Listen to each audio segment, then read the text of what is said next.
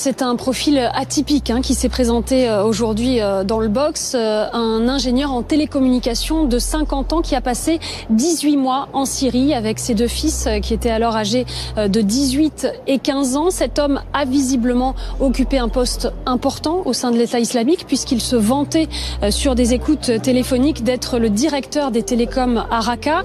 Et quand il a été interpellé en Turquie en mai 2015 avec ses deux fils alors qu'ils essayaient de rentrer en France, eh bien, les enquêteurs ont retrouvé un certain nombre d'éléments, notamment des manuels de pilotage d'avion, des procédures d'atterrissage, des dizaines de cartes d'aviation, des images Google Maps de la Tour Eiffel, des photos des terroristes du 11 septembre, ainsi que 8 300 € en petites coupures, une somme inédite dans ce type de procédure selon les enquêteurs de l'époque. Alors, pourquoi revenaient-ils en France? Est-ce qu'ils avaient dans l'idée de commettre un attentat? Le soupçon est balayé par l'un des avocats des prévenus, maître Xavier Nogueras. Écoutez-le.